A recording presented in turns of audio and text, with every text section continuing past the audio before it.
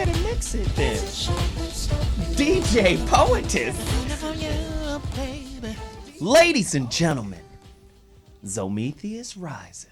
Yes, the voice of reason back in the building. So what mornings? Listen, get to your phone lines right now. 323-965-1600. You've tuned in to the So What Morning Show on rmconair.com. Trust me, this show is going to be off the chain. You know, we have crazy topics, interesting topics, entertaining topics, thought-provoking topics with great guests. Now, let me do this. You know, we didn't have a book selection last week. The only reason why we didn't is because we had just a crazy show and I wanted to get right into it. This show is no different. However, we do have a book selection. So before I introduce my guests and the topic, I want to get this book selection out of the way.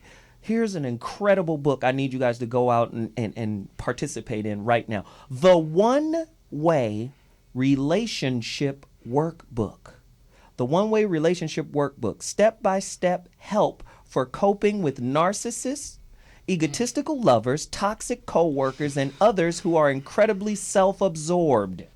The One-Way Relation... It's a workbook. The One-Way Relationship Workbook. Neil J. Lavender, PhD, and Alan Carvolia, PhD. Go get the book. It's incredible. Here's another one. Why You Can't Read My Mind. Overcoming the 9 toxic thought patterns that get in the way of a loving relationship. By Jeffrey Bernstein, PhD. Go get the book. Go get the book. Go get the book. The next book.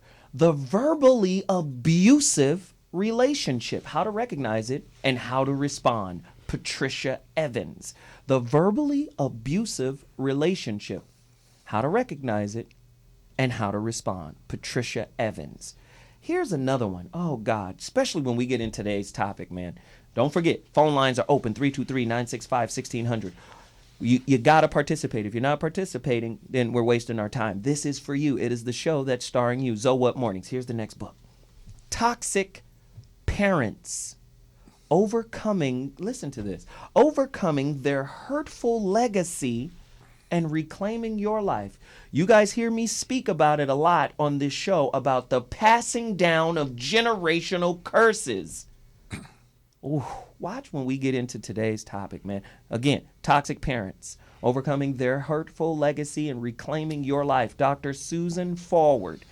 Listen, that sounded really nasty. We're locked in here with all types of microbes and germs. This thing is going to go. Anyway, ladies and gentlemen, without further ado. Trapped with your sickness. Without further ado, what I want to do is take a quick break. And when I come back, we're going to get into the topics. We're going to open up the phone lines. We're going to introduce the guests and then questions. That was my book list. I'll be back in 2.2. So What Mornings, 323-965-1600. See you in a second. Deuces.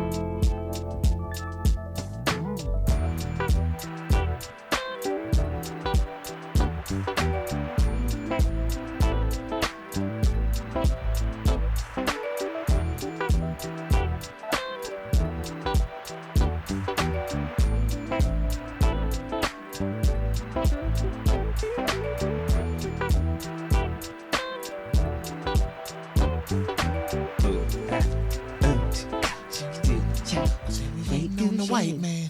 Waiting on the white man. Go take a pee. Oh, God. We're back in the building. So What Mornings. Let me tell you right now, I need you guys to join my discussion group on Facebook. It's the So What discussion group. And it's not my group. It's the Doc's group. It's Zoe's group. You guys can post different articles and debate and, ask questions and do all of that. Is it Jeff's group? It's Jeff's group, It's too. Jeff's, yeah, of course, Jeff. It's Jeff's group, So What discussion group on Facebook. Join it right now. Also, join the Zoe Williams fan page on Facebook. I post all type of questions and all of that. I want you guys to participate. Follow me on Twitter at Zoe Williams. Now, let's get to the topic at hand. Now, if you've been following the So What Morning Show, we have a lot of topics that are really drilling down into relationships and the way we think. And like I said, when I do the book selections, I want to bend what you think you know to be true. I want to challenge it. I want you to challenge yourself. Today's topic is not going to shy away from that. Judge a book by its cover. What does it mean to date your idea? This is the Stereotype Show. We're going to do a show on stereotypes. What do I mean by stereotypes? Let's go deeper. Zenith, Magnavox, Right? Sony, Panasonic.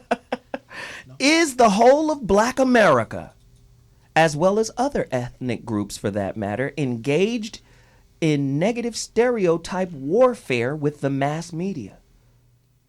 Huh? Are we being portrayed negatively? And for what purpose? 323-965-1600. Stereotypically speaking and statistically speaking, which race or ethnic group enjoys the largest gap in academic achievement? I'm not quite A sure. lot of black folk seem to be. Let me give you an example. There's a study out there that says 17-year-old black students compared to 17-year-old white students. And when I say black students, I mean people of color. Yeah. This goes for Latin people, right? Other. Right? 4 years behind in reading proficiency than their white counterparts. I can believe that. Why is that? And that's even not just high school, that's into college. Even if you go to Stanford, Blackie, not reading as well as us. Why is that? 323-965-1600. Stereotypically speaking, which race and or ethnic group has the least amount of negative stereotypes? Can you name 3 black negative stereotypes? CPT time. Black people always late. Right? Crabs in a barrel. Crabs in a barrel. Let's do an Asian stereotype. They can't drive. Yeah. Jesus Christ, they shouldn't even give them cars. There's something genetic to that. Yeah, I think Asian people should only be allowed to ride bikes. I tell you what. They might crash into pedestrians then. Oh, make a car. Yeah, we make a car. Oh, drive car. Oh, no, drive car. Jacked up. Isn't that racist? Here's another stereotype. Stereotypically speaking, which gender is the most intelligent? It is often thought that men are smarter than women Not even. and that their Achilles heel is their emotions. They would be smart if they weren't so damn emotional. 323-965-1600. Do you agree or disagree? I don't know. Wait. Who are the emotional ones, the men or the women? Hey, let's break that down. Break Callers! Today's topic, are you judging a book by its cover? I always tell men and women, don't date your idea. Is a stereotype just a concept that makes you comfortable? Might not be good for you, but feels good to you? Call us, 323-9656. We got a great guest in here that's going to talk about it. Listen to this, though. What about homophobic stereotypes? There's a homophobic stereotype out there that says homosexuals actively go after children to convert them to their way of life. How close to the truth is that? And here's another stereotype. Are black people the only race of people that hijack a movie by constantly commenting through it? Or do Asians talk in movies? Do Mexicans talk in movies? Or do black people have a lock on ruining a movie? 323-965-1600. I have so many questions, and I will be hitting them throughout the show. But talk to us about what you think about this. Negative Stereotypes. We got a brother in here right now. I'm going to introduce him before I introduce my crew because you know them. They're with me every week. We got a brother, an author, who is living proof that you can overcome the label that people place on you. He is living proof that you can supersede the stereotype that people see. Listen, stereotypes are like designer glasses. They're just a lens people look through. I always tell people to stop interfacing ideologically and connect with who the person really is. But we don't see spirit, we don't see nuance, we don't see soul. We see labels that are socially constructed. We've got a great guest. He's the author of 7 Digits and a Barcode. I just like the title. Giovanni Stephen, 7 Digits and a Barcode. This is his book. Can you see it? 7 digits and a barcode. A film by One man in line at the supermarket. And the gun goes down. Keep going, keep going. Hey, how much are these oranges? I have no idea. No, this dude, he has an incredible story. He is an authentic, and he gives an authentic, gripping account of the environmental forces and economic pressures that lead so many to lose their way. Yet it also contains, and this book right here will be available on Amazon.com, but it also contains an underlying message of hope that we are all capable of recognizing our shared humanity and uncovering our individual potential. A lot of times in America, people get written off if they don't go through this stereotypical template that represents achievement and success and having made it. You feel me? This brother right here is an author, a filmmaker, and an entrepreneur. But when you find out that he came from hell. He came straight out of Dante's Inferno, right? And he made it back to the gates of heaven. This is why we have these type of people on this show. We're going to get into stereotypes because brother spent some time in prison. And one of those stereotypes is institutionalized stereotypes. Oh, this dude's an ex-con, so we get to give up on him.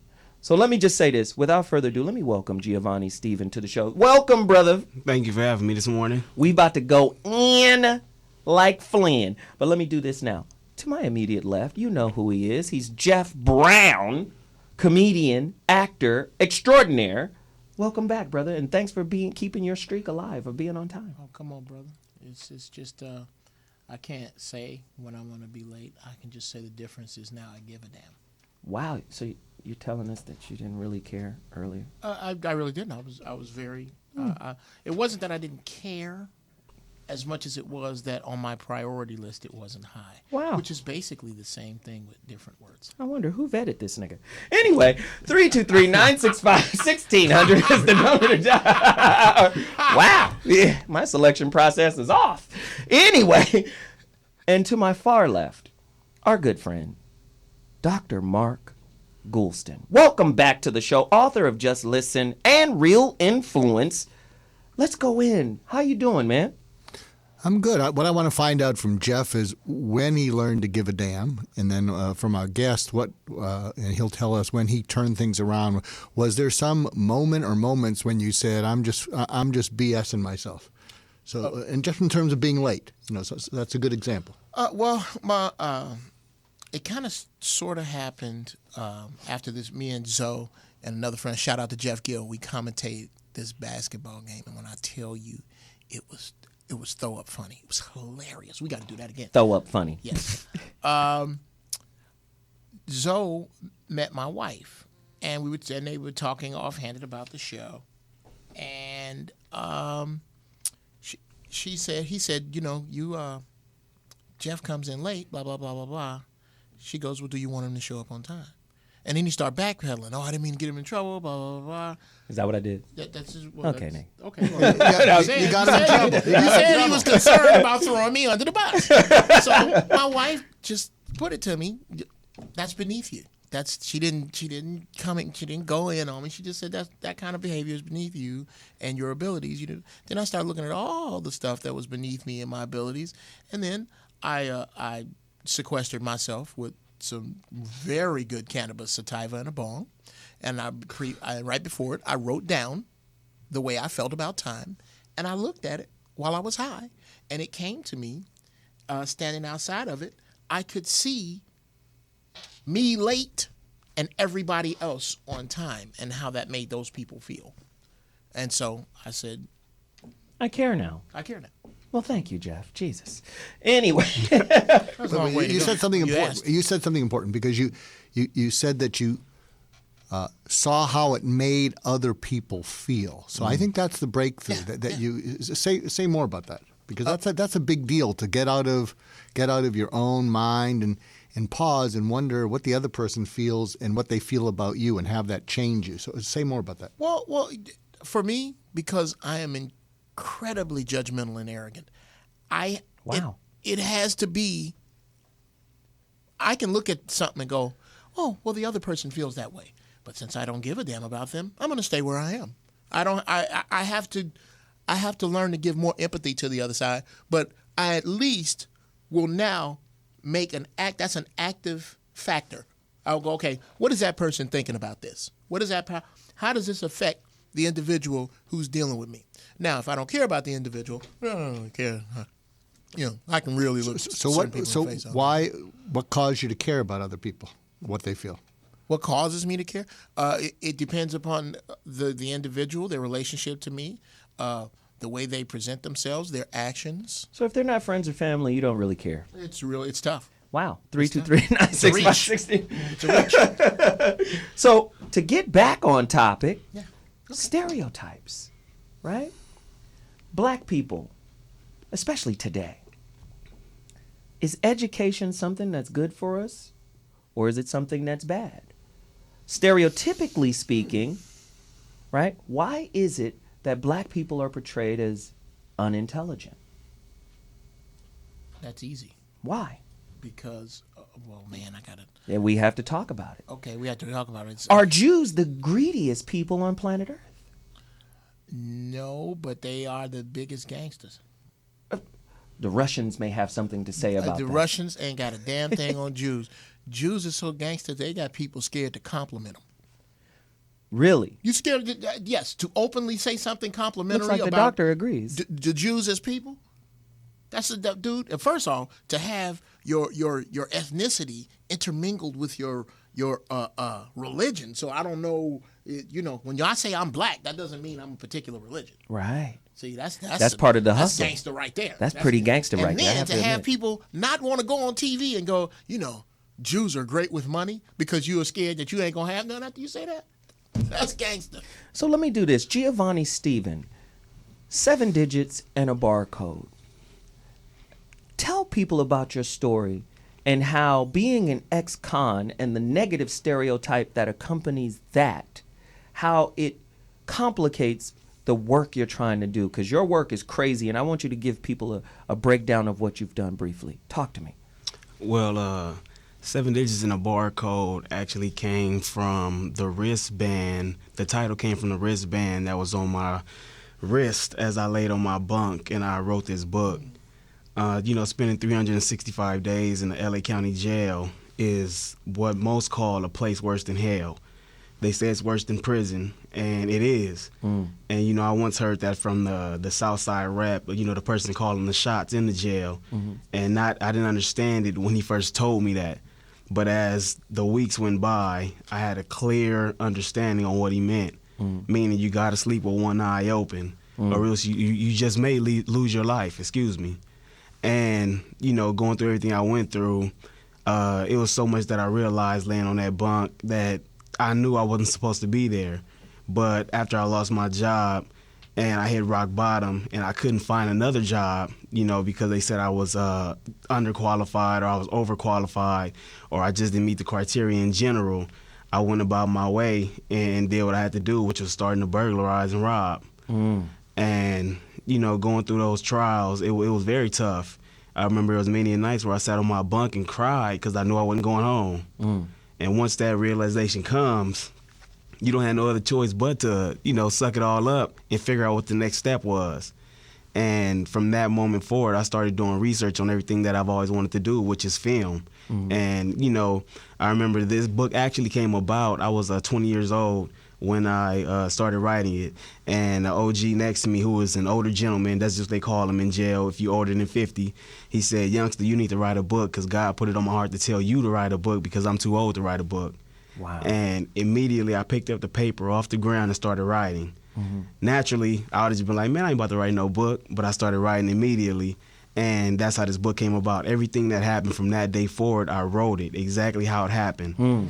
And, you know, being able to see people get sliced with razor blades where they just leaking blood down the side of their face and, you know, getting beat up for no reason just because you look like somebody else or you from another gang, you know, as you sitting here talking about black people, as we in there fighting one another for no reason instead of sticking together. And, you know... now, what he's doing right now, what Giovanni Stephen is doing right now is describing hell. This is the only place in the world that, well, not in the world, but in America, that slavery is legalized. In prison. Yeah. You're a slave when you're in prison. And he's breaking it down, the reality of life in prison. Now, my question to the callers, if you have a family member that just got out and, you know, the prison, or they can be in and you're visiting them and you want to give them some hope or you want to try and get through to them. Thank you, doctor. Yes, I was getting there. But continue. The doctor doesn't listen. He wrote the book. Just listen. But go ahead, doctor. Finish my thought. I'll go back to my cell. Go on. No, but really, though, the doctor brings up a great point. If you have somebody that's having a difficult time transitioning, because when you go to prison, you do have to transition to life in there. Yes. And then when you get out, you have to transition to life out of prison, right? Yes, sir. This is a brother who knows how to do it. And if you have somebody that's struggling somewhere in between that transitional process, call us right now, 323-965-1600. And a major question that I want to ask you is, how did you get around the stereotype of he's an ex-con? I can't trust him. Once a criminal, always a criminal. How'd you get around that? And are you still fighting it with all of the successes that you've obviously achieved on the outside? Talk to me about that. Oh, well, I haven't really gotten around it. You know, I still deal with it every day, whether I'm in a suit and tie or I'm dressed in casual clothes. You know, I walk into different schools, different organizations, and you get the same reaction from a lot of people, which is, why should I let you in here and you was once in jail? You don't know what you're talking about. When I know exactly what these children need to hear, whether you're children or an adult. And, you know, we all deal with peer pressure on a daily basis, which is what I've dealt with for so long, and I still deal with it. We all deal with it every day, whatever it is, whether it's material peer pressure or it's emotional or it's mental. And, you know, I tell everybody, especially when I go back into jails and teach these inmates, that it starts with your thoughts. And either you're going to change that mindset or you're going to be stuck there. And that's what happened with me as I laid there. You know, I had to change that mindset because I've learned that nobody in there is a bad person. We just all make mistakes. Right. And once you get there, nobody out here in the outside world thinks that they've ever made a mistake. They think they're the perfect person. Right. And it doesn't happen that way. And, you know, a lot of us go in there because of peer pressure. We was pressured to do something, whether it was our father not being there, we don't know what love feels like. We was pressured by our mother doing drugs or our mother sneaking the guy in the back room, because I dealt with a lot of things and I had nobody to talk to. My older brother left home at a young age. My biological father wasn't in my life. Right. My stepfather was out cheating every day. So I've had to find my own way. Wow. And my own way turned into me going to start robbing, because that's the only thing I knew now. Right. And again, not being able to transition completely once you get out, because when I got out, I was mentally institutionalized. I was looking at people from a different race as if I was still behind those walls. All right, so listen, that's a great point. I'm going to come back to it, but we got callers. The producer is pushing me to him. Caller, you're on the line. Hey, this is Fact, Joe. What up, man? Hey, I called 5150 the other day. Me and you spoke about, y'all called me Magic. Y'all said I sound like Magic Johnson. Oh, yeah. Oh, yeah. From PNP Photography. Okay. Yeah, I want to comment on that stereotype. Like I said, we do about 32 weddings a year here on the East Coast, PNP Photography. Our brides of African-American women cannot get there on time to save our lives. And I think it's You a saying style. African American brides don't make it to their weddings on time? Is that what you're Oh saying? my God, they can't make it to their weddings on time, man. And I think it's a style to be late. But when we do those other people's weddings, they can get there on time. Now, I don't know what the answer to stereotypes Well, let me just say but- this. Maybe black people aren't in a hurry to end their lives. Okay, that's a good point. What about other events we do? Our people don't want to be on time. I think it's all by design. Wow. Personally. That's a great point. I really appreciate you calling, man. Jeff? I've heard the theory that the concept of time is not an original African concept. So you're saying black people didn't have genetically, clocks, one paying attention to time? I've heard that. I've heard that. So how did they build the pyramid so precise with the movements of the stars and the sun, which is how we tell time? How did he do that? Don't shoot the messenger. I'm just saying I don't appreciate you defending black laziness. I have never defended it. Black lateness. I have, dude. Who's been on time all year except once? But this is your issue. This is no. We had to call your wife. This is an issue I have recovered from. Pull over, Jeff. That's funny. Here's something else that with regard to time that I came up with while I was high, is that God sends down a beam of blessing, of fortitude, of health, of wealth, and that beam moves along in time.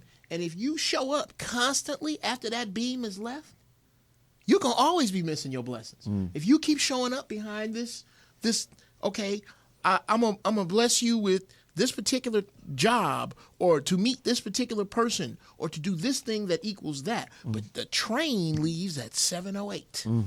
7:09 is whooping your ass. And I'm gonna tell you something else. Something else that I came up with is that black people are deathly afraid of being early. Why? They're being good. They're early is what kills them. Why? I don't know. But for me, there's no such thing as early anymore. There's on time and there's late. If you get rid of the concept of early, you'll be on time a lot more. If you just get rid of, oh man, I don't have to be there till Somebody 9. call us. 323-965-1600. What, Jeff? Say that again. Black people are afraid of being Definitely early? afraid of early. It's like slavery gonna start if they get there early. They just Jesus. cannot stand being early. Oh, the other thing the reason that I don't stereotype inmates is because I understand, especially after this child support mess I just went through, there are 3 things that have no place in a court of law: right, wrong, and common sense. And if you go in with any of them 3, you're going to lose money, time, or both. Now, the only thing I disagree with that you have said is the concept of no bad people in prison, because there are pedophiles in prison, there are rapists in prison, there are murderers in prison. And you know what, Jeff? That's such a great point. I had a very rough time sleeping the last 2 nights because I accidentally watched a video on Facebook. You know, I hate that. I know exactly. There was a video on Facebook that really hurt my heart. Like, it really... What was it? I think it was a beheading. And I accidentally watched that shit, and it was real, and I could not sleep. I've seen one live. For days. I mean, like, the last few days, I just couldn't sleep. And to me, to do things without remorse, without feeling, without care.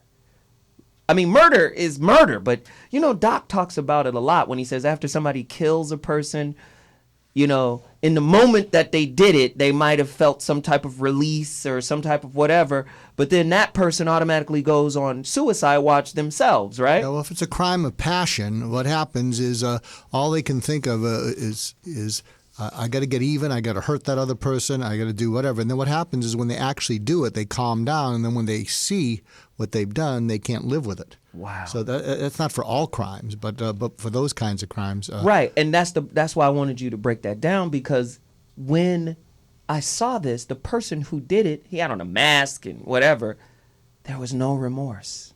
I'm going to throw something else. I want to ask Giovanni something, because I'm thinking of the stereotype about ex-cons, and what do you think about this? That I think everybody has an unforgiving streak inside them. And even though that doesn't make us a better human being, it's part of all of us. And maybe there's something about ex-cons that allows you to exercise your unforgiving streak. You know that this is a way in which I can play to my basic instincts, and no one will fault me because this is an ex-con. But you know what, Doc? I don't think it's just the ex-con. Oh, everyone has an unforgiving streak towards so many things in their life. Yes, I don't think it's just the ex-con. The ex-con, but answer his question, and then I'll come with my point on top of it. Go ahead, Giovanni. Because I'm trying to think of why wouldn't other people not give you a second chance? You paid your penance, you paid your debt to society, or does it? But people want you to pay them. Paying your debt to society is one thing. Hurt them, yeah. Even if you hadn't hurt them yeah. at all. Yeah, but Giovanni, talk about any of this. Well, they from my experience, as they say, once you've done wrong, you do it again.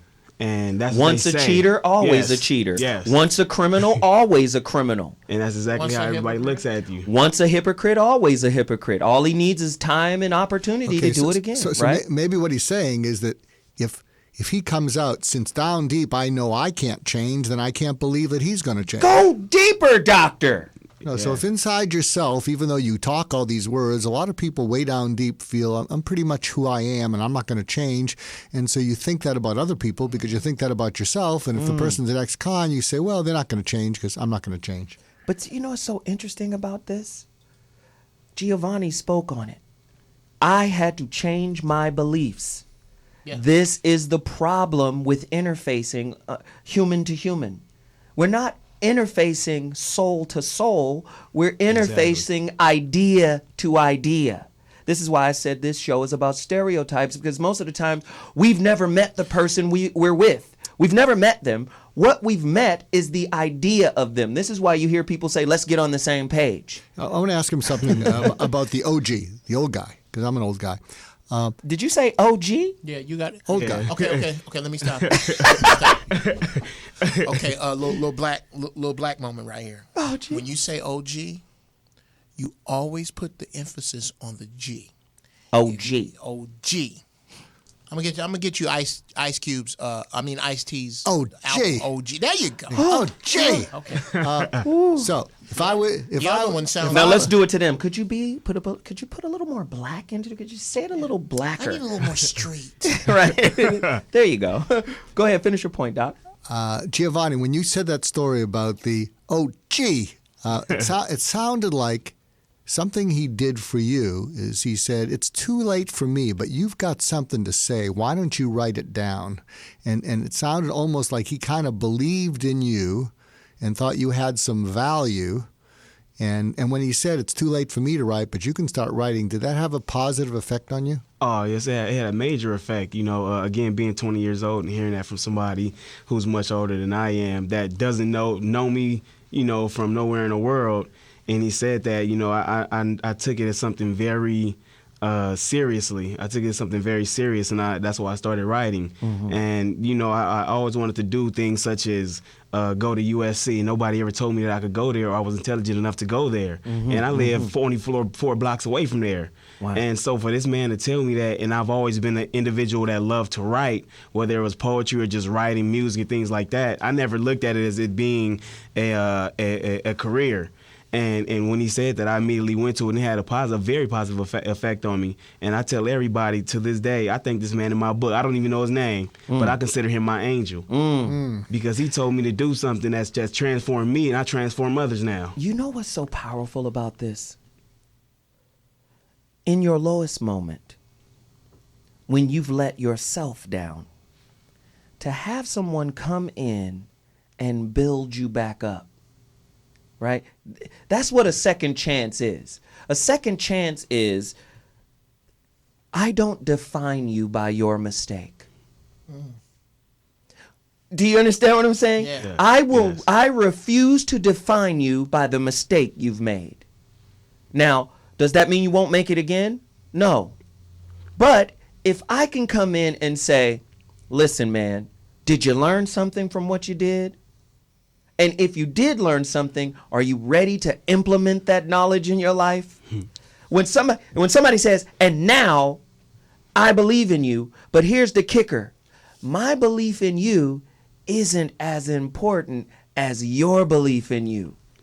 You can only do it if you meet my belief in you with your own. Yes. Do you understand that? 323-965-1600. That's the number to dial. We've got a caller on the line. I got to get to it, Jeff. She's oh, Jesus. It was a female. Amber from Atlanta. Call us back. 323-965-1600. We got to take a quick break, but before I do, I'm going to let Jeff hit us in the head with this point. You kind of wet my firecracker, but that was what I was going to say. Hysterical. That's, wow. I don't know. If you're gonna do something, Jesus, that was. If you're gonna do something great, Yes. if you're gonna do to just, I don't care if I hope people buy your book, but if nobody buys a copy, you have turned your life around. That is great. Yes. In order to do something great, it's not enough to have somebody believe in you or believe with you. Sometimes you got to have somebody believe for you. Wow. Somebody got to believe for you. And believe on you. Yes. I believe when grandmama and them get together and start praying for you, that's belief in you. Yeah. Yeah, can I tell a story after the break? We're going to go for a break. Yes, we're going to go for a break. Question before we leave. Is the negative stereotype that says black men are lazy, shiftless, and deadbeat fathers closer to fact or fiction? 323-965-1600. We're talking about stereotypes. Ideas that we interface with. We got to break them down and get them out of our lives so we can truly connect. We'll be back in 2.2. Also for the callers. Damn it, Doc. Also for the callers, if someone believed in you and changed your life around, come and tell the story about that person. Call us, 323-965-1600.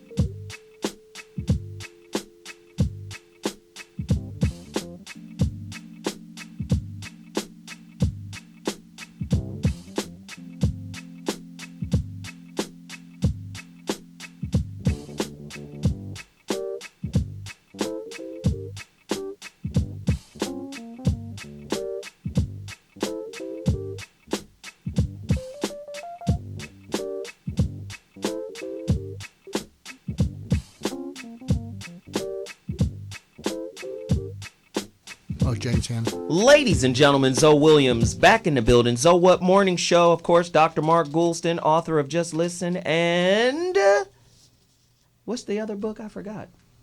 Real Influence. It obviously influenced you a great deal. It did not. I haven't read it yet, but that's okay. You haven't given me a copy, but I did read How to Get Out of Your Own Way. I don't get that. I'm still. That's pretty heated right there. Of course, Jeff Brown, comedian, actor extraordinaire, back in the building. Zoe What Morning Show's today's topic: judge a book by its cover. Are you doing that? I think a lot of times this is how we get in trouble in relationships. Here's a question: is the negative stereotype that says black women have stank attitudes closer to fact or fiction?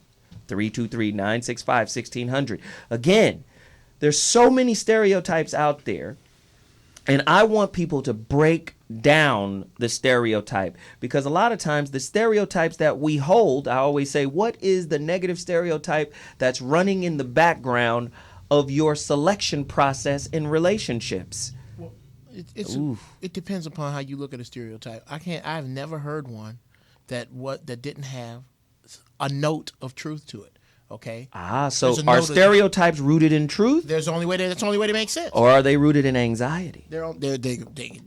Which came first, chicken or the egg? The two are possible. Were we programmed to behave a certain way and then start believing in it? That's possible too. Interesting. We have a caller on the line, James Hanna. What's up? Oh, shit. Hey, man. Here we go. What's up, bro? What up, James? Hey, what's going on? I know you've been listening, right? Yes, I have. Okay, talk to me, man. Oh, Stereotypes? I'm calling late, Adam. So there's some truth. There's some truth to it. Uh-huh. I don't know about the part about the black men being lazy and shiftless. I think a good percentage of us are when it comes to fatherhood. Go you know, into that. Go into when that. it comes to fatherhood, I mean, we can't bullshit ourselves on that one. More boys grew up without fathers than did with fathers. So obviously, we doing something wrong, and we living up to it. So the stereotype is kind of true. But I believe a stereotype, and follow me, James, and Giovanni, and Jeff, and Mark.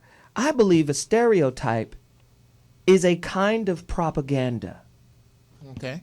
Right? Okay. Like, for instance, there's something out there. I want everybody, this is a call to action. I want everybody to go out there, go to YouTube, and YouTube stereotype threat. And mostly minorities suffer from this. It's a new field of study that basically says when we do standardized testing in America, if you take out all of the racial components of those tests, all the minorities do better. But when you put the racial component in the test, all of the minorities do worse. Right? So, for instance, they have a test where they asked a mixed group of athletes, or men, black men and white men. And they said the test was based off of athleticism and natural instincts. And the black men killed that test. But then when they spoke of strategy, the white men killed. Now, did they kill because they're just smarter than us? Because remember Al Campanis for the Dodgers. Remember he was the commentator for the Dodgers, and he came out and said, well, listen, you're never going to be able to run faster than a Negro. This is on KTLA. Dun, dun, dun. This is on KTLA during a Dodger game. Just the black man is just faster. He's bigger, stronger. He was bred that way. He's a buck. Next day he was fired. Yeah. Because that was too true. But my belief that stereotypes are a kind of propaganda is because through the media monster, most people are educated by media. Do you understand what I'm saying? Yeah. It's a college for most people. I want to check something out with you about stereotypes because I was thinking about what James Hanna said about there's some truth to how blacks are as fathers because there's not a great track record. Do you think one thing about all stereotypes is we see them as not caring about anything but themselves? So when you think of when the stereotype of the Asian who can't drive, well, they're oblivious. There's all these people trying to move and they're not even noticing it. The black father who's just, he's oblivious. He brought these kids into the world. Why doesn't he pay attention to them? Do you think that one of the things that's common and why we dislike who we stereotype is we think that they just don't seem to care about anyone else but themselves. That there's a selfish quality. But I think the stereotype is superficial. It's superficial because Take the lazy black father. No one takes into accountability the lousy mother that will prevent that father from participating. All you got to be, in order to be free of any blame or any accountability in a child's life, is female and present. I'm telling you. Ooh, we got phone callers. Go ahead. I'm listening, Jeff. Finish. Somehow. I've experienced it. My friends have experienced it. I've talked to other people. When a child grows up with just a mother, for years, unless she hung him out a window and dropped him, she is held blameless in his mind. And let's do this, Jeff. Any of the crazy mess he went through. Right. And let's do this, too, because a lot of women take offense and think we're talking. This dude, is he ringing something up? Is he at the self-checkout? James, are you always in the middle of something when you call us? We got a lot of callers, too. Just ignore me. But let me just say this for the women out there who take offense when I start talking about your culpability and your responsibility for what happens in your relationships. It automatically goes to the not all of us. Well, listen, we're not in kindergarten anymore. I don't have to preface every statement by saying, in general, not you, not some, but not all. Again, that's a defensive reaction that prevents you from engaging in the conversation, which goes back to the point that Jeff makes about how we have to call women out for circling the wagon around the bad ones. So. The good women circle the wagon. Okay. But, I'm going to say this about you because I happen to know it. So I'm just leading you with this question. Okay. Are you involved in your children's lives? Absolutely. Do you do more than just see them every now and then? For the most part, yes. Okay. Do you? That's hilarious. Do you know any crappy fathers? Personally. No. You don't know any? I know some. Do you believe that they exist? I do believe they exist. Okay, that's Yes. that's far enough. When you talk to Actually, women, I do know a couple of guys. When you talk to women about horrible women, hoes, horribles. I don't call them bitches anymore because that's such a bad word, but I need a word for it because it describes. They call them uncoachable. Uncoachable. 323-965-1600. Phone lines. I like to call them rutabagas because we're not using that word. When you talk about rutabagas to women, oh, none of them exist. There's no such thing. How dare you? I don't get it. I've never understood how they have no accountability, even for the women who have no accountability. Wow. Great point. We got to move to callers. Infinity. You're on the line. Holler at us. Man, peace and love, brother Zoe, Jeff, Dr. Mark, everyone on the panel. Hey, what's What going? up? What up? Ooh, man, I love y'all, man. Thank you, brother. This is so intense. Thank you. This is so intense, and like and like Brother Jeff was just saying, man, like another word to call them. Speaking of words, because the whole stereotype. Myself, I'm a poet, and like what I do is I break down words. I just look at words I never even knew. I don't know the meaning, but I can give you most of the meaning just by the prefix of the word. The word stereotype, stereo, sounds. It sounds like that type. You know what I mean? Frequency. Right. So it's like when that happens, like Brother Joe, when you pointed out on YouTube that video, it's like when you put that out, it's like people adapt to that, and then immediately over generation start actually becoming the word. Right. They become the word. It's like and then it's grouped. So that's why you have individualists or people that are individuals to say, I am not that. I don't even see that there is no box. Right. Those type people, you see them succeed in whatever endeavors that they do because they don't put themselves within stereotypes. And then it's like, and then people can't put it on you, that blanket on you. So then, you know what I mean? It's like you're not speaking to me. Wow. I don't even know what you're talking about. Wow. Hey, man, I appreciate the fucking call, man. It was Sorry, I'm cursing again. I'm not supposed to. But it was great. Good. Thank You're you for good. reaching out, man. 323-965-1600. No more callers on the line. Who do we have? Who's next? Let me see. I could see from Jay Scholar. Get at me, homeboy. What you got to say, man? Peace and blessings, everybody. What's happening? Yeah, man. Real quick, I'm still going to talk about stereotypes. I'm just going to speak on one that, the whole stereotype about mama's boys. I was raised by my mom. I'm 28, so I was raised in the 90s when music was still good, soul and all of that. And for the longest, man, when women would say that, like, oh, you a mama's boy because you love your mama, your grandma, you know, when they would say that, it used to get on my nerves. But as I continue to learn from you guys and learn from reading and everything, you know, we have to hold ourselves accountable. And that's not my fault that I know how to love and love women. Like, I know how to love my aunts because I was raised by women. I know how to love the women that's in my life because I was raised by them. Right. I exude that love naturally, and they come to me easily. I didn't understand that as a kid, you know, why the But you know women... what, Jay? Can I cut you off for 1 second? I think you bring up a great point.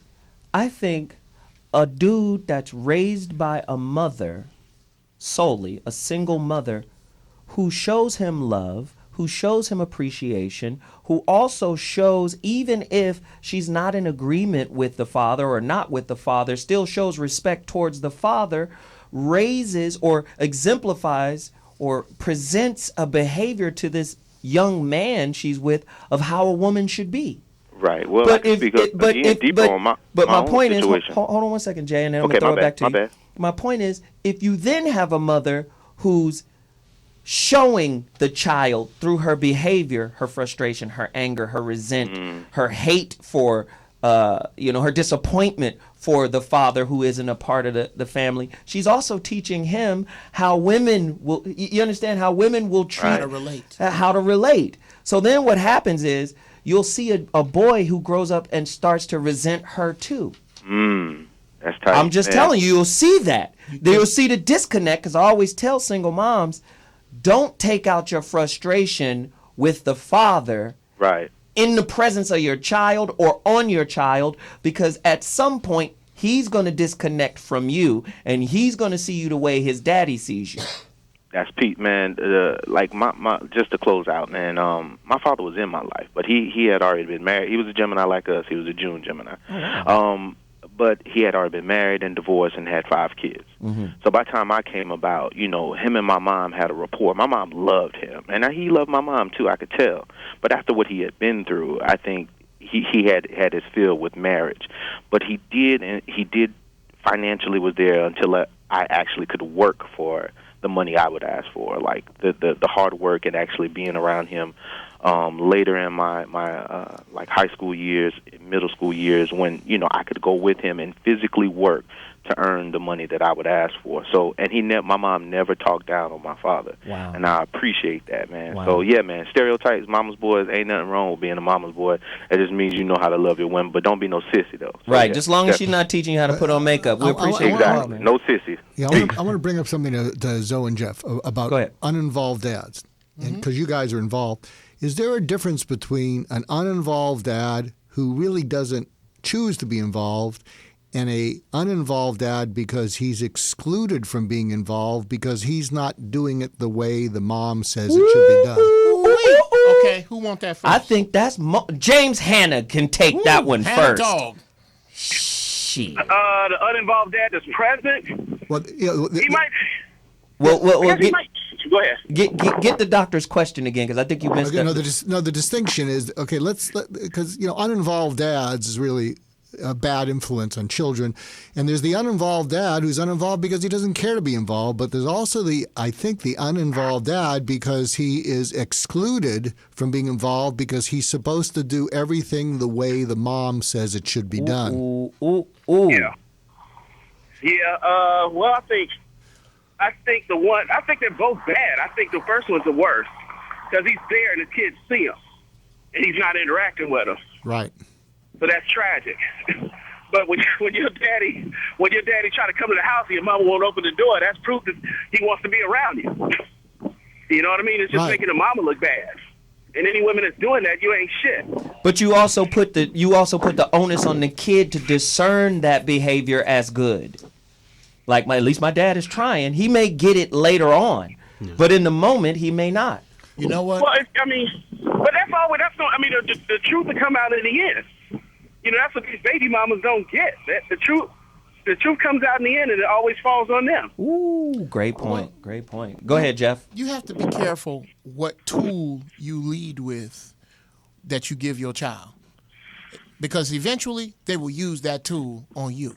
And if you leading them with bitterness and discontent and anger, eventually they're gonna use that tool on you. Wow. If you lead them with love, they'll use that tool on you. The thing that most women don't understand is that most people. No, I think this is women though. Most women do not understand this. Women calling. You so stupid. It is, and I've had to do it with both sets of my children. Dude, are you washing your hair?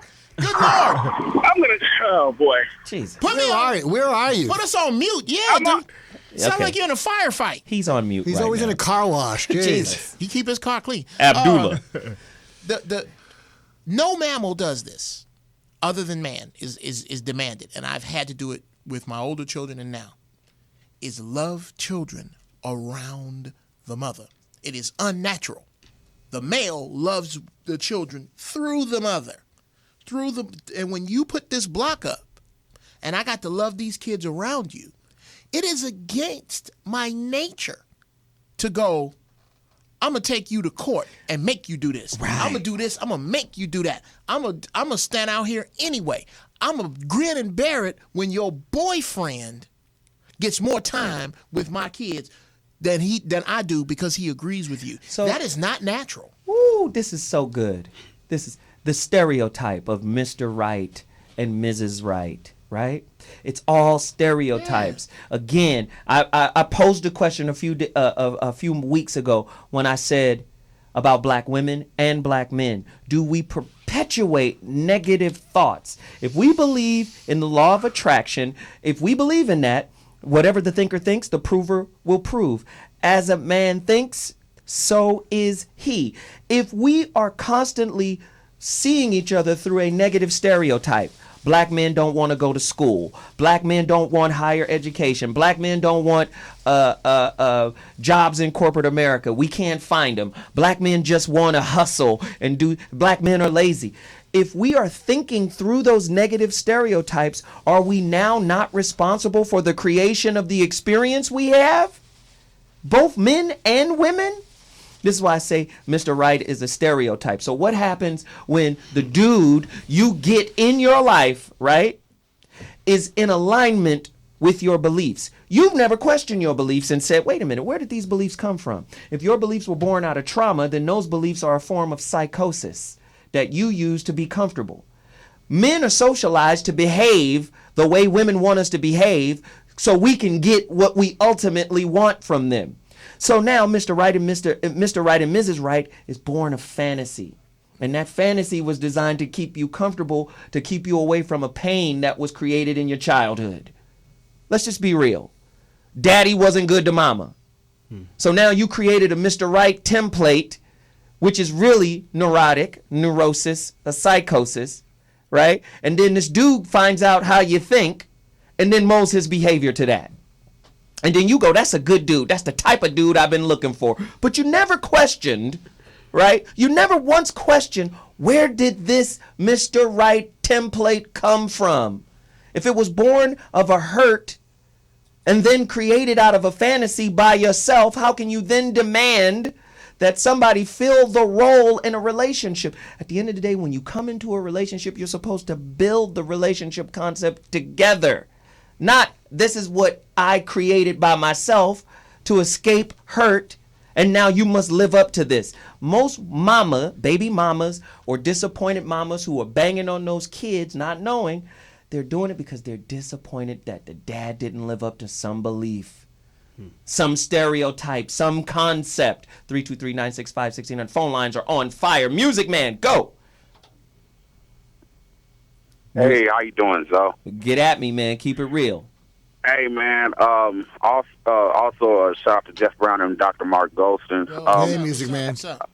Hey, Zoe, I just want to kind of turn it a little bit. I'm gonna do two opinions. You gonna take over the show? What are we doing? No. Not on this show. Music Man show. Religion gets stereotyped. Oh, I got Farrakhan. that. Yeah. Good one. The black Muslims, Black Panthers, also Christianity gets stereotyped. But back on the black Muslims, Farrakhan has a lot of good things to say. But he's viewed and portrayed by the media as a racist bigot who hates all races but black people. And he actually has good things to share, especially about like family and things of that nature. Now I want to go to Christianity. People like Bishop Eddie Long, I don't respect, but there is good pastors. My dad has been a pastor for 23 years, and sometimes pastors get stereotyped because all the media portrays negative things about pastors, and those pastors I don't respect. Those churches I don't respect, the ones that's making Christianity look bad. But another thing people don't look at, they don't never display the positive things about pastors, about getting up in the morning when your family's sick and got to go to the hospital at 3 in the morning, or cutting his vacation short, or cutting his dinner short because your son got locked up in jail. He has to bail him out. Church members banging on the door at 5 o'clock in the morning needing $500 because they rent. Right. So it's like basically those things get overlooked, and basically only the negative things are shown. So people think, Christianity is bad. Then people think, Farrakhan's bad because he's just an angry black man, just like you was talking about earlier with Obama, angry black man, all that stuff like that. I just wanted to make a point about religion. And that was a great point, and I appreciate the call, and thanks for holding on so long. We got another call. Soul Wonder, you're in the building. Holla at me, man. What's going on, Brother Zoe? Chilling, brother. What's happening? Going on, cousin Jeff? How you doing, man? Hey, Soul Wonder. Hey, Doc. What's going on, Hannah Dog? Big fan. I think you, Corey, and Jeff should go on a tour and educate people. Y'all are awesome. Thank you, brother. Thanks. Oh, wow. Hey, sorry, Soul Wonder, you were Call back, cut Soul off. Sorry, Wonder. brother. Call us back, Apparently, 323-965. our producer doesn't like the tour idea. 16. Yeah, she hated it. Anyway. That's horrible. He's gone. We got Sekou on the line. Sekou, get at me right now. Make it quick, brother. The phone lines are on fire. 323-965-1600. Get at us. No doubt. No, I have a real quick question for your guest, though. Mm-hmm. And the question, brother, is, did you know more so where you stood as a man when you was incarcerated than you do when you out in so-called free society? No, I actually knew where I stood as a man when I held that gun to my head and flirted with the commitment of suicide because I couldn't find a job after I got out of jail. And it was mentally hearing my daughter's voice asking me, why am I going to leave her like my father left me?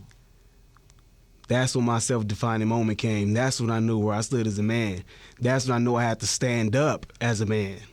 Man, that's a great point. Hey, caller, I appreciate you reaching out, man. Sekou. Thank you. Yeah. This is what I'm starting to find out in our lifetime. It is way easier to quit. It is way easier to give up. We give up on our relationships. We give up on our loves. We give up on our friends because it is the struggle of the difficult moment that provides an opportunity for you to find out who you really are. And that's where the real work begins. Any relationship that hasn't been destroyed by the flames of conflict, of trouble, of whatever, and been able to rebirth itself out of it can't really be called a true relationship. But what happens is when we get to that moment that will allow us to define who and what we are, most oftentimes we run, we move, we don't want to deal with it. We'll end a relationship to restart a relationship just to feel the good times again. It is the bad times that give you an opportunity to find out who you really are. And this brother, Giovanni Steven, 7 digits and a barcode, author, filmmaker, entrepreneur, who recreated himself. That's the key to doing it. But what happens is all of these prejudices come into play. To me, a stereotype is a kind of prejudice. It's a kind of bias. Prejudging. It's a lens we look at people through. And if you constantly look and observe people through that lens, what comes is pre-described or predefined expectations, right? If you're looking at a husband through a lens, he has to take out the trash. He has to fix the oil leak. He has to be the guard dog of the house. All of these concepts come into play, and I'm saying you're not dating real people. You're dating concepts. This is why your souls never touch, but your minds do. Right? 323-965-1600. Terry from New York, you're on the line. I'm a first-time caller and first-time listener as well. Mm-hmm. Well, thank you, brother. We Welcome, appreciate Terry. that, man. Welcome. Thank you, man. That's cool. I wanted to touch on the subject of boys being raised in single-parent households, mostly by the mother. Mm-hmm. I'm 31 years old. I was raised in that environment myself, and I didn't really notice it until I got to be older. You know, in my 20s, knows how my mother would always, in this very sneaky way, teach me that my father wasn't shit. You know. What do you mean? Said, what do you mean? What do you mean in a this. sneaky way? What do you mean by a sneaky way? Give us an example of a sneaky way. Oh, Yeah, I want to hear has this. your father called you this month? Has your father done this? And then this is why I don't trust him. This is why I don't like him. And I'd only be half paying attention to a lot of it. But I didn't realize what she was doing. You know, because I'd spend time with the man, but it wouldn't be the same. I wouldn't see that same experience. So maybe it's because, you know, as a kid, every boy idolizes his father. But it was just underhanded the way she would just talk bad about the man. Wow. So some indirect, covert, sideways talk. Exactly. Exactly. So let's go to the park today and throw the ball around. Where your father at? Oh, he can't do it. Oh, he works. I can't throw that far, but oh well, never mind. Let's go. And you can't throw either, just like him. Yeah. Yeah. What? I'm your mama and your daddy. I'm your mama I hate and that. your daddy. I hate that. I think the problem is that a lot of women, they only teach from their perspective of, you know, the female perspective. They don't teach their boys how to be men because they can't. They can't really. You know. I mean, maybe that's a stereotype. In terms of love, they can't teach the boy from their perspective because it's skewed.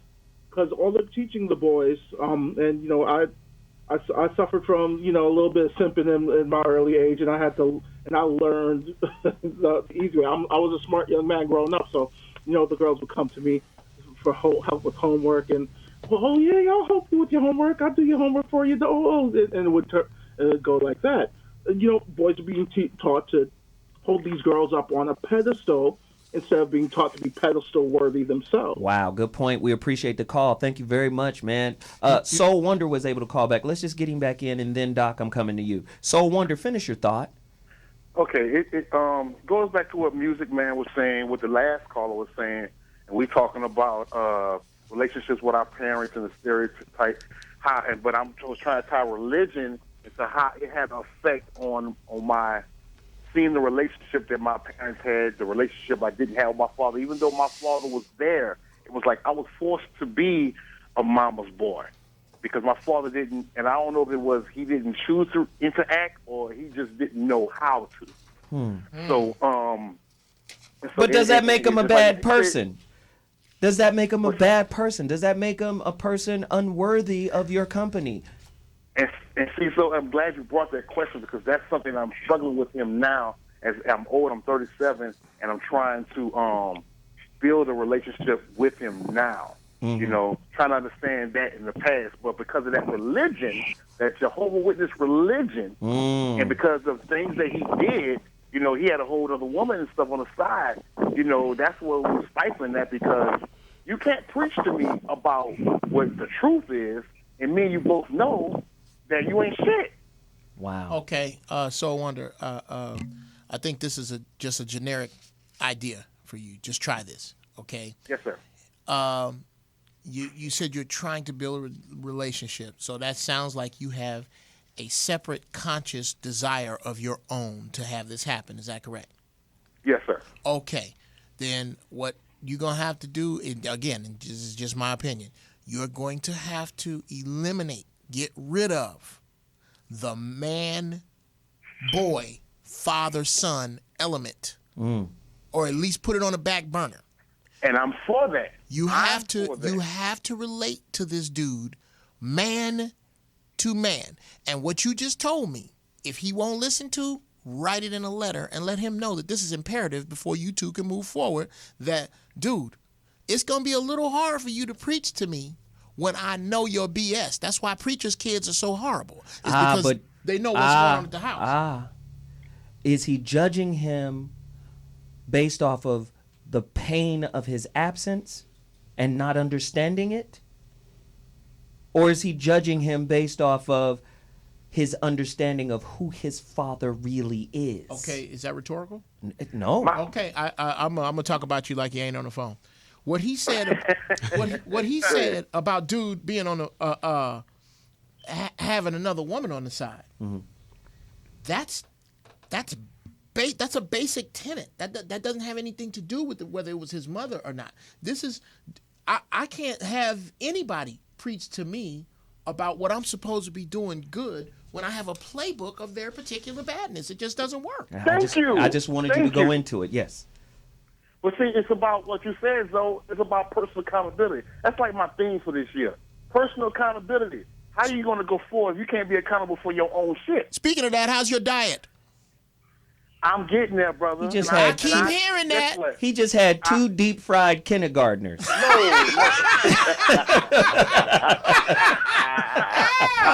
I tell you what. I'm not exempt, though. That little girl needs to eat so much meat. Jeez. Cousin, I'm glad you do that because that means I'm not exempt neither. I'm not exempt. I got Soul Wonder. I got a tip for you. It builds on what Jeff said about writing a letter, and I think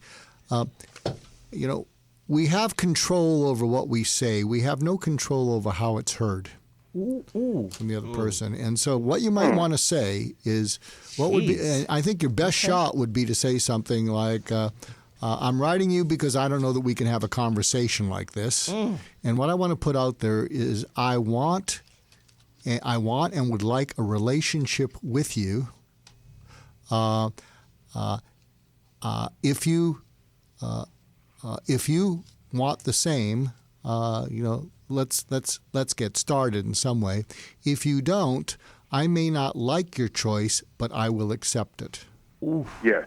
And so what you want to be able to do in communication is afterwards you could say, I can't say it any more clearly than that, and you're doing it not so much for him but for yourself. You can say, was I vindictive? Was I accusatory? Was I sure, you're hurt and angry, but was I taking it out on him? And I think if you write a letter like that, then afterwards you can say to yourself, that's about the best I can communicate, and it's really up to him. And then you turn a corner and you literally just accept it. I don't like it, but I did the best I could. Wow. Great. Awesome, Doc. Hey, man, we appreciate you, brother. Thank you. 323-965-1600. Don't tell us you're getting there no more. Get there. We're about to take a quick break. When I come back, callers, come back to us. 323-965-1600. The phone lines have been crazy. We're sitting here with author Giovanni, Stephen, 7 digits and a barcode. Of course, the rest of the crew is in the building. We'll be back at 2.2. More questions, more information on the Stereotype Show. Are you judging a book by its cover? We want to know. Call us. Peace.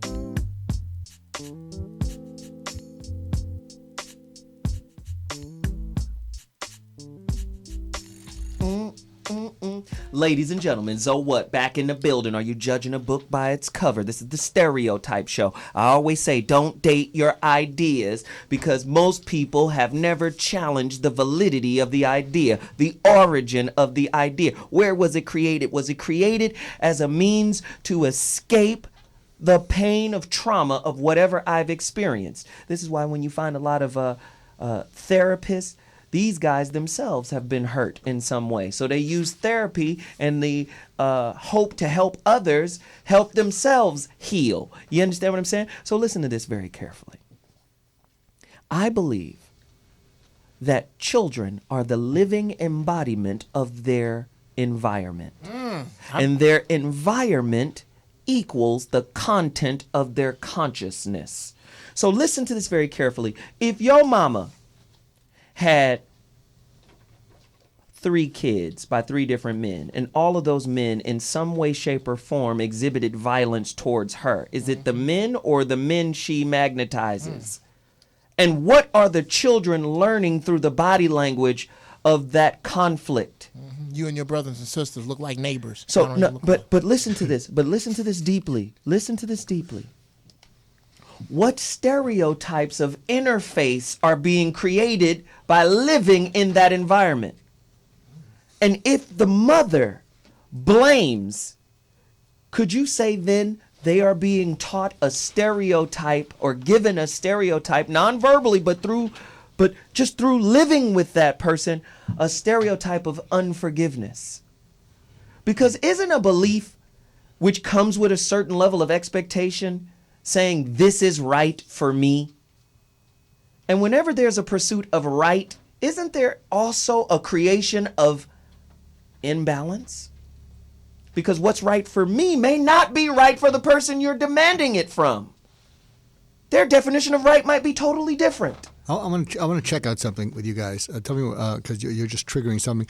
Do you think, cause when we're talking about the mother who poisons the mind of the child deeper against the dad, I'm thinking that part of a stereotype, when she's poisoning the mind of her child, what she's really saying to the child is your dad is different, wrong, and bad. Yeah. And right? And Doc, for balance, men do it to women too. Oh, yeah, Go ahead. Yeah, no, because I think the way negative stereotypes are, they're different, they're wrong, and they're bad. So I'm thinking that at times, I'm sure I've stereotyped certain people, and I think what goes on, one of the reasons I switch in my head, you're different, you're wrong, and bad, is because if you're different and you're not wrong, then I must be wrong, and I don't want to accept that I'm wrong. And I don't want to accept that I'm wrong, because if I'm wrong about one thing, maybe I'm wrong about everything. So that's just too threatening. So I tend to pick up speed. That's why when I see someone is different, and we can say "viva la difference," but not in most relationships. If we can just accept that, there's more than one way to look at something. But I think what happens is when people see someone being different, they have to fight them because they think, well, if you're different, then I must be wrong. I mean, if you're different and you're right, I must be wrong, and I can't accept that. Does that make any sense? I think stereotypes are handy shorthand. Handy shorthand. Go deeper, Jeff. I don't throw. First off, I don't run from my stereotypes because they're generally, when they're used wrong, they're used to weaken you. So if anybody's interested, yes, I like chicken and watermelon. I'm working with the government to come up with a watermelon and chicken flavored smoothie with just the right amount of crack in it. At Robex. So that I'm never late, even if my fat white girlfriend won't help me jumpstart my Cadillac. Wow. Now, I don't. Did I get them all? I think I got them all. You got them all. We covered everything there. When I meet an individual, male, female, white, black, whatever group, I turn on my stereotype of them. And that is the barrier that they have to break, is the way I use it. Now, I will allow them to break it. I will be fair with it. I have a stereotype about white people. Go on. I do. What's the stereotype? You've broken it. That they can be condescending. He hasn't broken that. He's condescending. Yeah. Okay, that's hilarious. But he's not condescending to exceed my arrogance. You got my arrogance trumps his condescension. That's right. these are things that you have easily broken. I have stereotypes about women that I set them up. And Give me an example. Where I'm looking, not very accountable.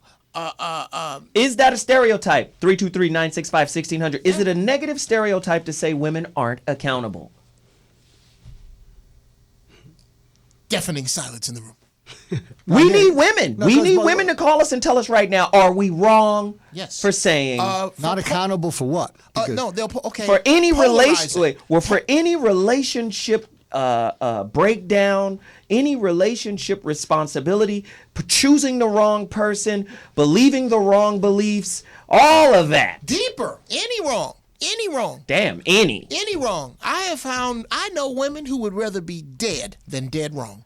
They just something bad. Or dead than accountable. Yes, because and many have broken it. The ones in my circle have broken that stereotype. But that's my gate. That's why. Are you going to polarize? If we are clearly at a point where something is your fault, are you going to go, well, now I guess I'm just the worst person in the world? If you do that, I don't. Now go ahead, Doc. This is a counter or additional stereotype.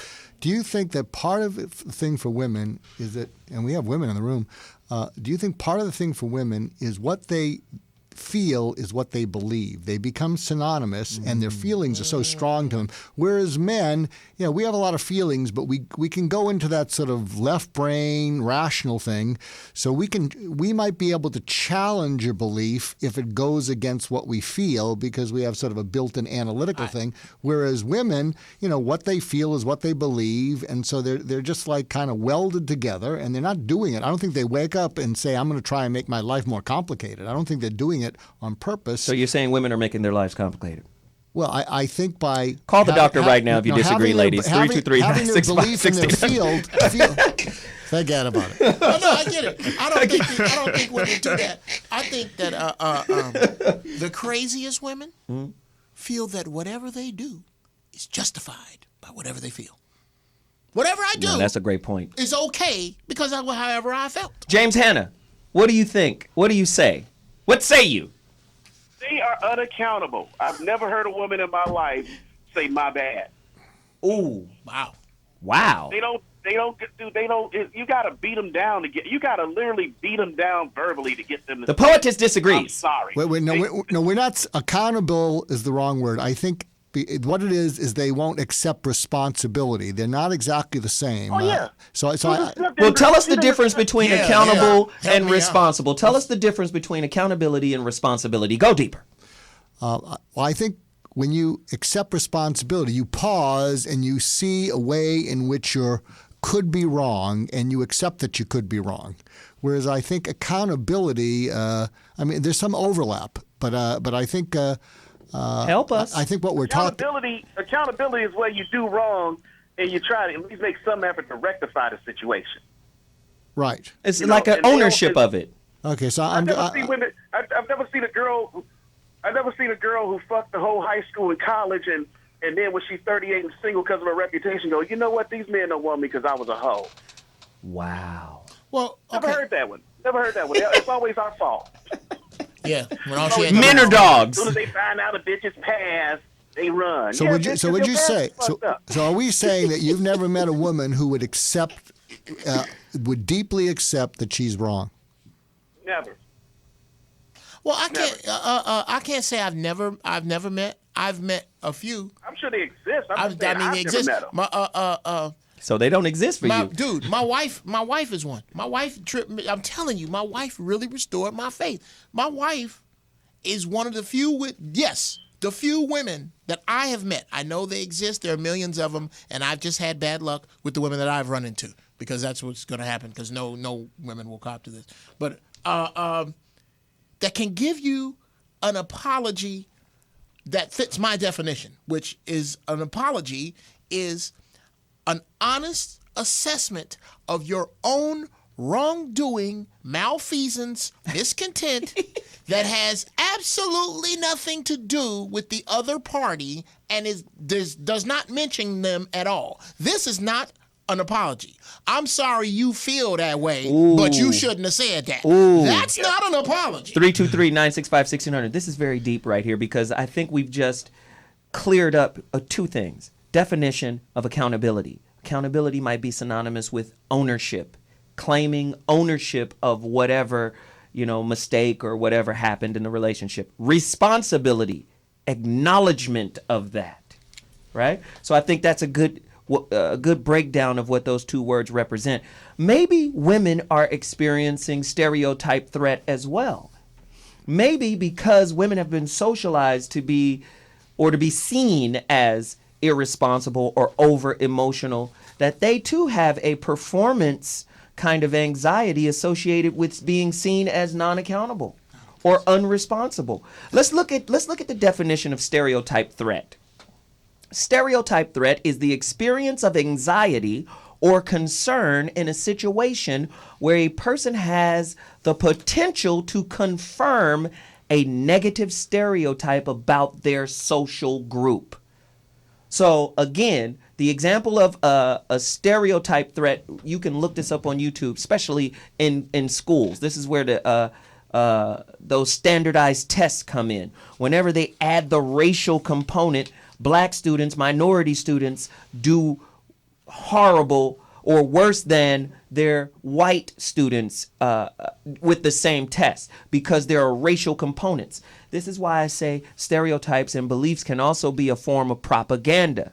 Because if your ethnic group has been socialized to be seen as unintelligent, non-strategic, right? Then when those strategic questions manifest themselves in a standardized test, you're typically going to do worse. Now, apply the same stereotype threat to relationships. If women stereotype men as dogs, right? They're not going to take any accountability or responsibility for magnetizing the dog because that's the prevailing thought they have. Well, that thing you just said about strategy testing, I feel you, and I'm agreeing with you when I say one of the reasons that it is flawed is simply this. Of course it's flawed, but... No, to say that my strategy is wrong is to say, you know what? When we play football, you're the quarterback. You can't tuck it under and run 40 yards faster than anybody else on the field. That would make Michael Vick a failure. When I put together a test about strategy, I am making everything outside of what I say wrong. In order for you to be wrong, if I say strategically we want to do it this way, and you are thinking, you know what, I'm gonna bring out 3 point guards on the floor, but it works. Then, in the words of my brother, if a stupid plan works, then it isn't stupid. So well, I have Jeff Brown. I have a challenge to all of us, and I don't know Go what ahead. the answer is. And this is not towards men or women. Yes, it is. How often do you accept that you're wrong, and then how willingly do you pay the full consequences of being wrong? Oh, great. Because I think unless you pay the full consequences of being wrong, you have not accepted that you were. But you know what I think, Doc? And I'm going to go to James. James, answer that first, and then we're going to go to Giovanni. I try to, like, in my marriage, when I fuck up, I try to fix it immediately. Right. But that still doesn't shut her up. But oh no.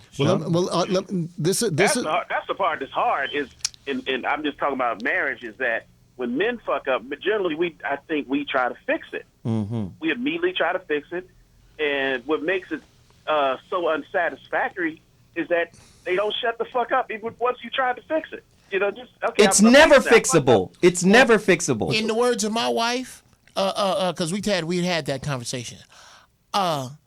I'm gonna talk till I feel better. Yeah. It don't matter what you're doing.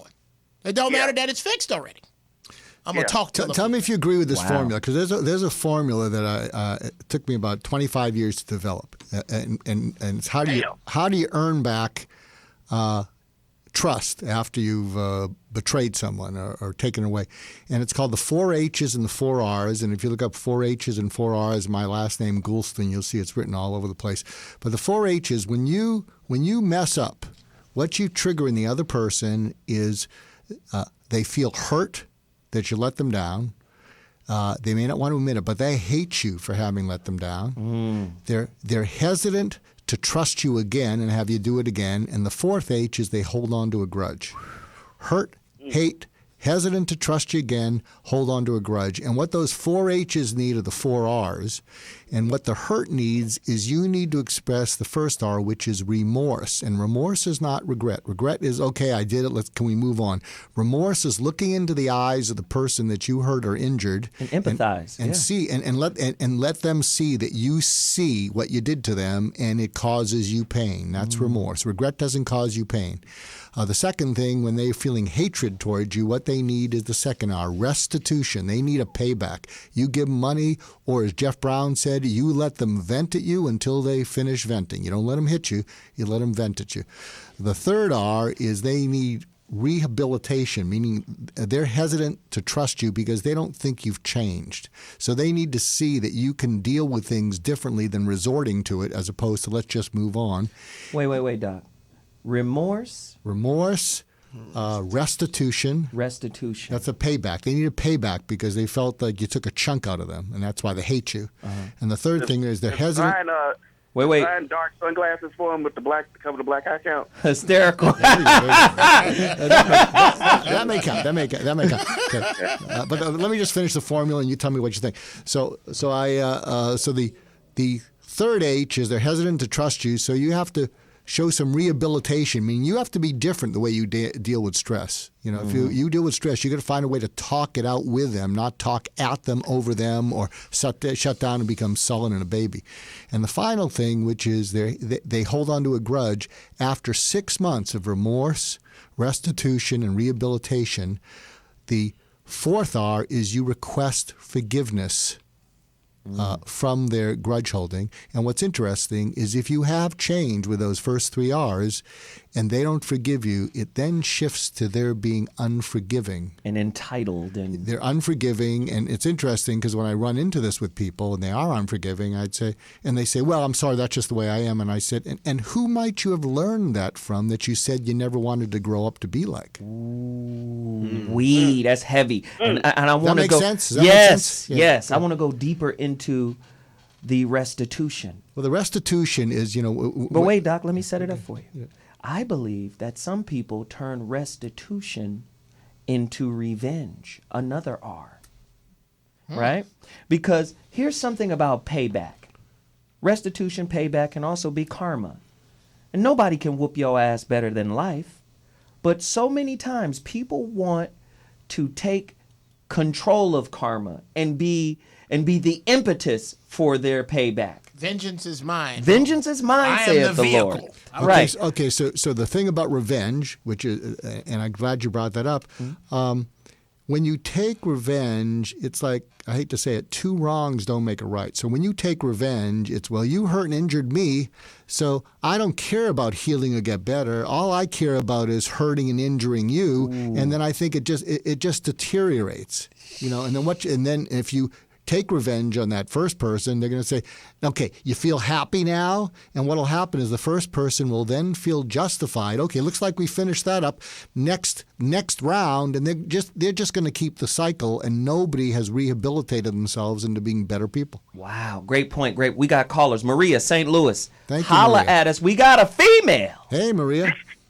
Hi. I did want to talk on the accountability and women being accountable, and I'm probably going to get a lot of flack for this, but I think a lot of times women aren't accountable for things that they say and things that they do. Why? Especially, I think a lot of it is when you're in a relationship and you don't want to feel wrong. Our feelings do run how we act. Our feelings do, we do act before we think because we run off our feelings. And especially I think it has to do with you want to keep that trust factor with your man. On top of, if you let him know that he's right, he has all the control. it can only give your man so much control, you know. Ooh, go deeper, please, please go deeper. Give us more. I mean, you want your man to be in control, no doubt, but you can't let him get too big of a head, because then he's just running everything. You think you know everything. It's like you have to. You sound like you got the wrong dude. No, it sounds like the poetess disagrees. She just wrote me a note. She says that's not just women. That's not just a women thing. That's a man thing too. It is. It is not. I mean, I think all men are. I mean, it goes both ways. Not, men can't. Some men aren't accountable for what they do as well. But I want to speak on the women's behalf that some women, not all women, but some women, and I can speak for myself. Sometimes we're not accountable. Sometimes I don't want to admit when I'm wrong. I don't. Wow, that's a great point. I appreciate you. Dang. Thank you, sister girl, for calling in. 323-965-1600. How many times do you think men admit that they're wrong, or they're just sort of saying they want to get you, they're just saying it to get you off their back? I mean, how often when a man says, "Okay, I'm wrong already," does he really admit he's wrong? Does he really accept it? James just covered that. James said once you admit you're wrong, she still holds it over your head. Is that right, James? Where's James? Have we lost James? Well, he'll come back. But he just came back. No, but I think the way you say it, because if you say to someone, "Okay, I was wrong already. Can we just leave it?" That doesn't come across as sincere. Well, you know why? What you just said implies. When I say I was wrong already, that's probably not the first way I say it. The first way I say it is, man. Because already meant I said it before. I'm sorry. I'm sorry. My bad. I'm going to wash your car. I'm sorry. And then you get to, God damn, okay, I'm sorry. Yes, you harpist. How many times? Yeah, I need a number. Put a number on it. If it's 28, if it's 56, I will wait and you won't hear anything from me until the 57th time. How many times do you get to use unrequited remorse, which is what I think people who want to who they have a relative who was killed and they go to see the death penalty taken out on an individual, right, and they want that person to say, "I'm sorry. I hope you burn in hell." It's not that you want me to say I'm sorry. You want me to say I'm sorry while you simultaneously get to not give a damn. That's unrequited remorse. You want to take my remorse and mash it in my face, and I'll only allow that so much. So much. Right. That's a good point. Let me go to Giovanni really quickly. Giovanni. Yes. Somebody who's been to prison. How long were you in? 365 days in the LA County Jail. All right. So you don't say a year. Just don't say a year, man. No. I like letting people know it wasn't a second less, a minute less. They made sure I had to go back to court to get released. Really? Right. Really? Wow. Now this is the point. It's a good thing it wasn't leap year. Go on. Now this is hysterical. Wow. We're friends. I'm sorry. A rare funny moment. Jesus. That was funny. No, but it was insensitive, and it's what white people do. Now that's one of the stereotypes. It was condescending. It was condescending. Who's the most, stereotypically speaking, who's the most condescending race and ethnic group of all? White people. Anyway, let me go. You don't know what you're talking about. Silly Negro. Silly Negro. Silence. You guys aren't strategic. Anyway, Giovanni. Yes. Here's a word that's thrown around for inmates. You've been institutionalized. And I always say, everyone in America is institutionalized by something. If you went to Harvard, you went to a great institution. USC, you're at a great institution. You've been institutionalized that way. And this is one of the bones I have to pick with education. We've already pointed out stereotype threat, right? There's a guy he's a professor up at Stanford who is a leading figure in psychology of this work. Stereotype threat, which is an accompanying anxiety because you feel like there's a performance lack because of the anxiety that's associated with your social group. And if your social group is dominated by negative stereotypes, right? Yeah. Okay. So with that said, I always tell people, Giovanni, just because you went to Harvard doesn't mean you're not institutionalized. Just because you want to be married, which is the institution of marriage, doesn't mean you're not thinking from an institutionalized perspective. Yeah, but neither one of them had. Wait, so what's your question for Giovanni? Hold on, I'm going to give it to Giovanni. This is the point that I wanted to bring about with regards to education. If there is a racial component to education, right? Yeah. How do you then go to the jails and talk to these people and say, you need a good education, or you need to redefine your life, and maybe education will be the catalyst for that? But if education has the card stacked against you, are you then sending him from one institution to another that may not benefit? Talk to me about that.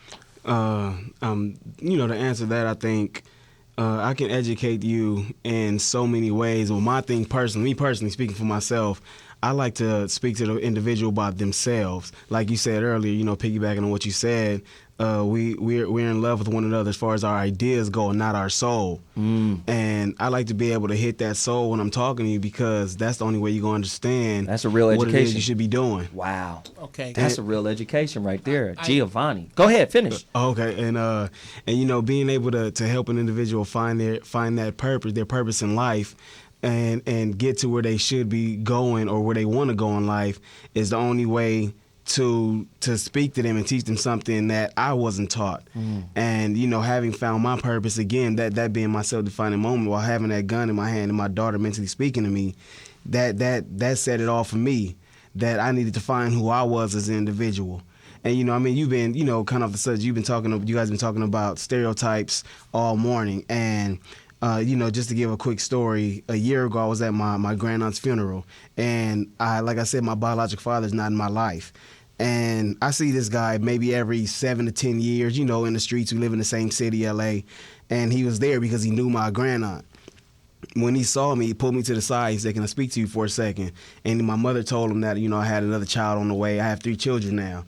And as I have my 2 children and one is on the way, one of the questions he asked me was, "What the hell are you doing having another child?" This is what he asked me. He don't know me at all as an individual, as a man, like you said, Jeff, as a man. And he doesn't know me as a son. And so he stereotyped me by thinking I was going to be like him. And one thing he said was, "You know what?" He said, "I know what you out here doing, and I know you're not probably going to go nowhere, but you having all these kids." And in my mind, because I'm already at peace in my life, I just let him say what he had to say, because he don't even know I have a book coming out. He don't know I'm sitting here with you guys right now. He don't know you in the jail systems talking No. to inmates, trying to get them to turn their lives around. He Not didn't at know all. you still had a toothbrush that you was sharpening on the floor in your back pocket. You could have went on and let him have it. You could have just shanked him. Stereotypes. Sorry, Stereotypes. it just happened to be funny. A lot of Yes. stereotypes are funny. Wow. No. Yo, we got a caller on the line right now. His name is Youngster. Or, I don't know. Youngster, come in right now. Let me talk. This youngster out the Bay, man. I'm just calling about the accountability that you were talking about with women. And as far as I'm concerned, I think it's about approach. I've noticed a lot of times when I get angry, I get the flash on a female. I'll say something to a woman like, "Hey, what the fuck?" All upset, then, that approach would make them be defensive, of course. But at the same time, a lot of times I notice just like with a father, if you come at them like I'm disappointed, and you just like, "I'm not, dealing with you right now," and you step back from it, they'll come, a lot of times, man, 9 times out of 10, they're going to come back and they're going to really holler at you and be like, "Well, what's wrong? What's going on? This is why."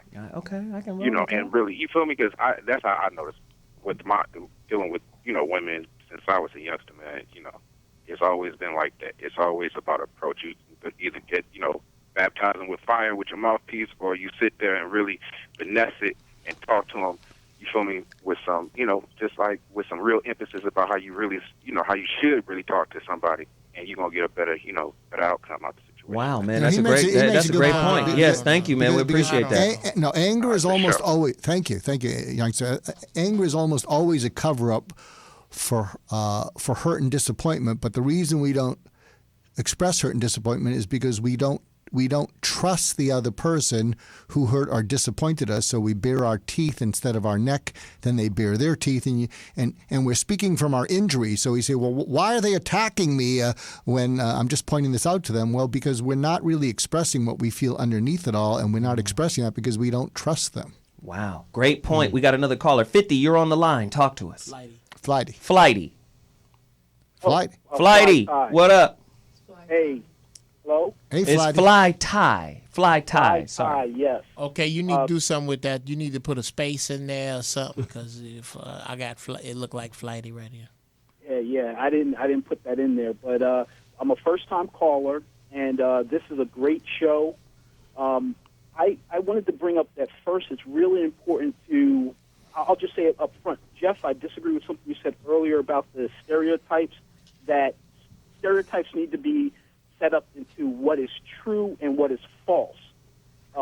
Meaning sometimes the sample size that people make their assumptions based on isn't, thinking from a mathematical standpoint, isn't large enough to be statistically significant. In other words, it's not correct. Then it should be easy to leap. There's certain things that are false, like that keep getting put out there right now, like more black men are in jail than in college, where the census showed that there's more men in college than there are in jail. Or we'll say that black men are lazy and late, where I disagree that black people are generally late. It's been studied that it's an issue of their orientation to time or their culture, where people that live closer to the equator, where they're not used to seeing the changes in seasons, are more hedonistic and more present-oriented, where people that live in the cold areas where the weather's changed, they're future-oriented and are more time-sensitive and get more things done in northern areas versus southern areas. Said that earlier. That is fascinating. I don't know if you said it like that. I didn't say it like that. Yeah. I said there was a pervasive thought. Jeff, he was coherent. Now that's hilarious. I need to hit that back at you, Doc. I understand when you say that you disagree with my paradigm about stereotype, but when you say they need to be categorized as true or false, here's my issue with that. There was a stereotype that black men humanly, physically, literally had tails. Oh, you talking about Mormonism? Yes, that said that okay, Ty, may I ask you, are you black? Yes, sir. Okay, if I had it in On my Thursdays. mind, if I had it in my mind that you literally literally had a tail, and I was around you for long enough, you would break that stereotype, would you not? I'd see you in shorts maybe one day. I see you in a suit. You looking at the man in shorts? No, I'm saying he can't hide a tail in shorts. Where you gonna put that tail? Where you gonna put that tail? Okay. The problem with that, Jeff, is sometimes some people don't spend the time to, and they don't want to know that the stereotype is false. Absolutely, That's run with it instead of checking out. Absolutely, and that's what makes them dangerous. That's what I'm saying. I'm not saying that they aren't misused. I'm saying that I absolutely use stereotypes. If I have an Asian friend, until he proves to me that he can drive and follow the rules of the road, I'm going to leave him in the bad driver pile. Well, that's the whole thing. We talk about confirmation bias. And the idea is that, when you see something and you see it a certain way, you look for reasons to justify your point of view. And until you see it otherwise, you won't change it. So, that's what happened, Jeff. Yeah. And that's whatever the thinker thinks, the prover will prove. If you have a predominant thought in your mind, it could be positive, negative, or indifferent, you're going to manifest a concomitant experience. And I heard you, James. I heard you when you said, I got a front tail. Is that what that fool said? That's what he said. James said, I got a front tail. Thanks for the call. We appreciate it. I think people need to just get away from stereotypes instead of using them, because I understand what the doctor is saying in terms of the mental heuristics. It takes too much time to view each and every single person, so you have to make mental. It's a shorthand, yeah. Right. That. But in general, people need to understand that life is like they should live a life of consequence, or understand that life is a system. And if they flow with that system, things will be easier.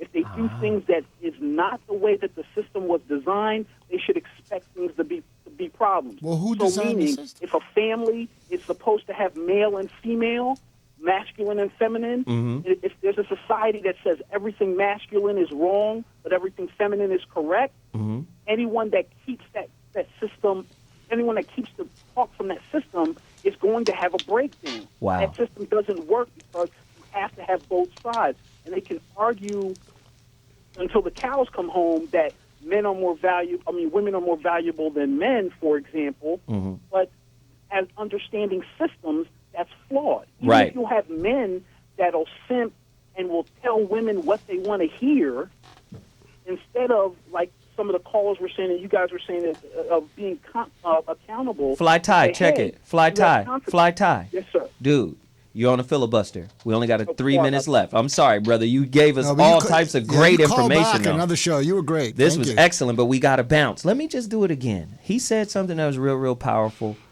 and we got to keep this in perspective. What is a stereotype? The definition of a stereotype is any commonly known public belief about a certain social group or a type of individual. Stereotypes are often confused with prejudices, right? Because like prejudices, a stereotype is based on a prior assumption. Stereotypes are often created about people of specific cultures or races. This is what I need you to understand. If all you have is a belief without the knowledge of the origin of that belief, you have a faulty pair of lenses that cloud your vision. You can't see the person for who and what they actually are. This is why the people in Malcolm X's life before he became Malcolm X couldn't see Malcolm X. They only saw red. You feel me? You don't see the spirit. You see the circumstances and you see, the behavior. I'm trying to tell people right now, in order to really interface with who you're dating or who you're married with, you can't question them about who they are. You have to question you about how you see them. What negative stereotype software, outdated software do you have playing in the background of your relationship selection process? Got Windows You 98. can't see the good man that is Giovanni Stephen. Because all you see is the repercussion of what he did. He's an ex-con, his label. I'm telling you to go beyond that. That's the purpose of this show. I want to thank my good friend James Hanna for calling back in. Once again, great information. I want to thank the author of 7 Digits and a Barcode, Giovanni Stephen, for showing up. Thank you for bringing him, Dr. Mark Goulston, author of Just Listen. And Real Influence. Exactly. And Get out of your own way. Yes, get out of your own way. That's the one I love. And Jeff Brown for being in the building today. Listen, the purpose of this show, man, we're not trying to say we know everything because Lord knows I'm flawed than a mug. But if you can't see beyond the cracks in my mirror, then you've never really met me. 323-965-1600. So What Morning Show. This is what we do. We'll be back next week. I holla at y'all. Deuces.